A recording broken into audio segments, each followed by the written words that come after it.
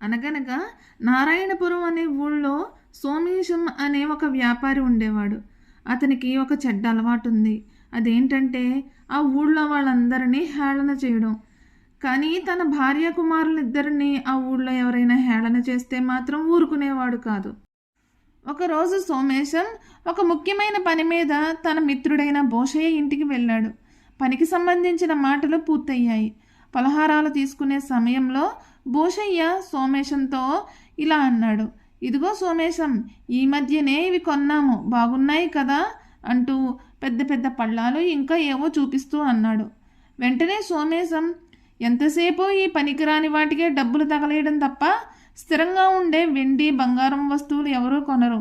ఇంటి నిండా వస్తువులున్నాయన్న మాటే కానీ విలువలేనివి ఎన్ని ఉంటే ఏంటి లాభం అని బోషయ్యను హేళన చేశాడు. సోమేశం మాటలకి బోషయ్య దంపతులు చిన్నబుచ్చుకున్నా అందులోనూ నిజముందులే అని అనుకున్నారు. చాలా రోజులు గడిచాయి. బోషయ్య తన కూతురు వివాహానికి సోమేశాన్ని కూడా పిలిచాడు. వివాహం ఘనంగా జరిగింది. పెళ్ళి అయిపోయాక బంధువులు మిత్రులు బోషయ్య దగ్గర సెలవు తీసుకుని ఎవరింటికి వాళ్ళు వెళ్ళిపోయారు. చివరిగా మిత్రుడు సోమేశం మాత్రం మిగిలాడు. సోమేశంతో బోషయ్య ఇలా అన్నాడు. మీరన్నట్లు అప్పటి నుండి చిన్న చిన్న వాటికి ఖర్చు చేయడం ఆపేసి వెండి బంగారం కొన్నాను. ఇప్పుడు అవి నా కూతురు పెళ్లికి పనికొచ్చాయి అంటూ తన ఆనాడు ఇచ్చిన సోమేశం సలహాను మెచ్చుకుంటూ చెప్పాడు. మహా గొప్పలేవయ్యా, అలంకారానికి ఆర్భాటానికి సరదాలకి తప్ప ఎందుకు పనికొస్తాయి? శాశ్వతంగా ఉండే ఒక సొంత ఇల్లు ఉందా? అద్దె ఇంట్లో 10 సంవత్సరాల నుండి మగ్గుతున్నావు. సొంత ఇల్లు కోసం నువ్వెప్పుడైనా ఆలోచించావా అని బోషయ్యని తన ధోరణిలో హేళన చేశాడు సోమేశం. ఆ మాటలకి కోపం వచ్చినా తను చెప్పిన దాంట్లో కూడా నిజముందని మరో మాట చెప్పలేక కుశల ప్రశ్నల వైపు మాటలు మళ్లించి మిత్రుడిని సాగనంపాడు బోషయ్య. మరికొన్ని రోజులు గడిచాయి. బోషయ్య కష్టపడి ధనం కూడబెట్టి ఒక చిన్న ఇల్లు కట్టుకున్నాడు.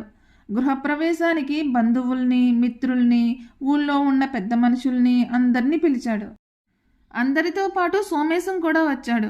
గృహప్రవేశానికి సంబంధించిన పూజలు విందు భోజనాలు పూర్తయ్యాక అందరూ కూర్చుని కబుర్లు చెప్పుకుంటున్నారు.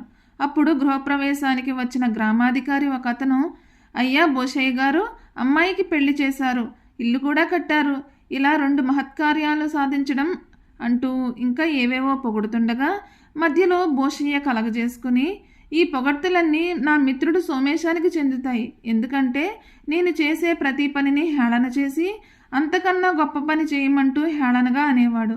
ఆ మాటలే నేను పట్టుదలగా తీసుకుని నేను ఇంత వాడినయ్యాను. ఆ హేళనే నా అభివృద్ధికి ఎంతో ఉపయోగపడింది అని చెప్పాడు. గృహప్రవేశానికి వచ్చిన మిగతా పెద్దవాళ్ళు కూడా, నిజమే, సోమేశం అందరినీ హేళన చేస్తుంటాడు, ఆ హేళన చాలామందికి ఉపయోగపడింది అని అన్నారు. మా అబ్బాయి దారి తప్పి తిరుగుతున్న సమయంలో సోమేశం హేళన చెయ్యగా నేను శ్రద్ధ తీసుకుని మా వాడిని సరైన దారిలో పెట్టగలిగాను. ఇప్పుడు వాడు ప్రయోజకుడయ్యాడు అని చెప్పారు ఒకతను. సాగు చేయకుండా వదిలేసిన మా భూమిని సాగు చేసి బాగుపడ్డాం. అందుకు కారణం సోమేశం చేసిన హేళనే అని చెప్పారు ఇంకొకరు. ఇలా అందరూ ఒక్కొక్కరుగా సోమేశం చేసిన హేళన గురించి చెప్పి వారు ఎలా బాగుపడ్డారో చెప్పుకుంటూ వచ్చారు. నా హేళన వలన అందరూ బాగుపడి నన్ను అభినందించడం బాగానే ఉంది. కానీ నేను మాత్రం నా గురించి నా కుటుంబం గురించి ఆలోచించకుండా ఎక్కడ వేసిన గొంగళి అక్కడే ఉంది అన్నట్టు అయిపోయింది నా జీవితం అని అనుకున్నాడు.